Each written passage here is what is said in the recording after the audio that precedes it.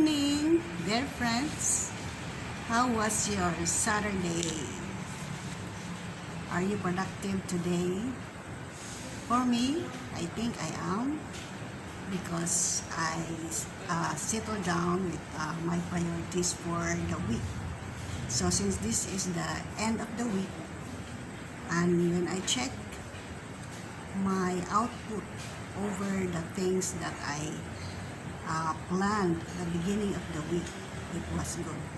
So our question today is, what are the things that distract you from doing the most important activities or your priorities?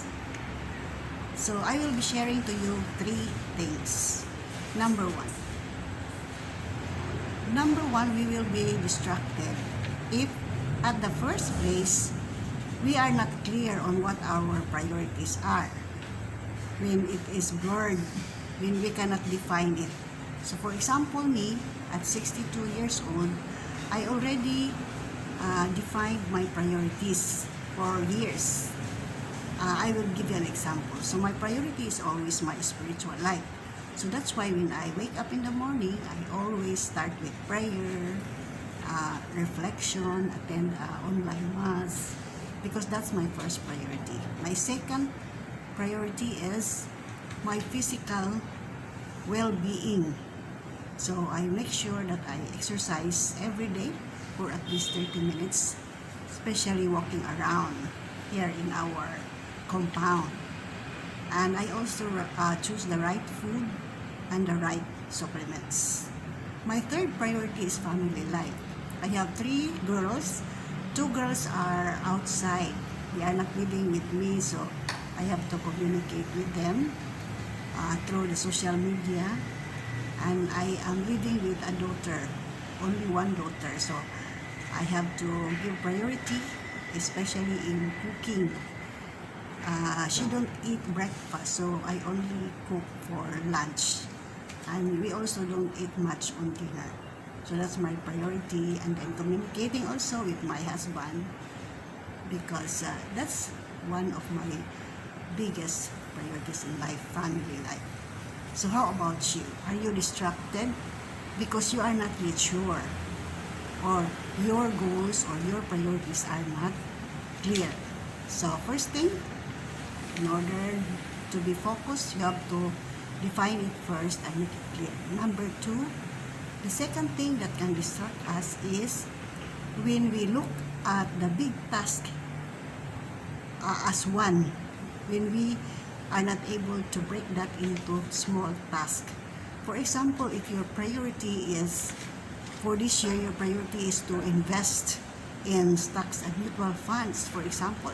But if you take it as a one task, it's very big. So in order to do the necessary things, you have to break that down into small activities. For example, so what will you do if you want to invest in stocks and mutual funds? Number 1, you have to study what it is about. Number 2, find companies that offers that kind of services or stocks or mutual funds. Number 3, learn from others how they do it. And then number 4, start small. Start small so that you will learn also small things every day. And then monitor your progress. So as we say, just like the question how you will eat an elephant, we cannot eat the whole elephant, but we have to slice it into bite sizes so that we can eat it. Just like the task.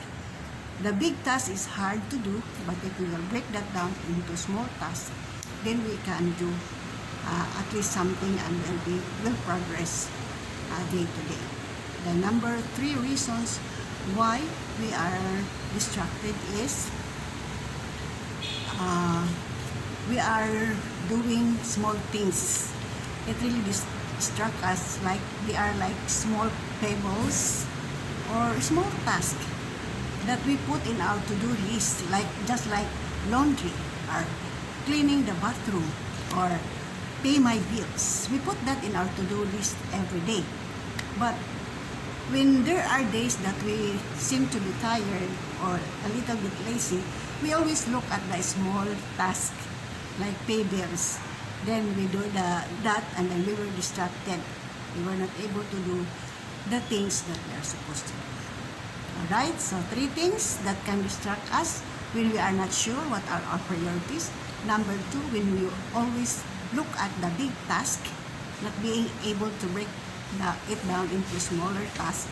And number 3, when we are distracted by small things or activities. Okay, is this helpful? So you can share this to your friends if this is valuable information, and you can also invite your friends to be part of our Tita Su's Training and Development Center. Thank you po. See you again next time.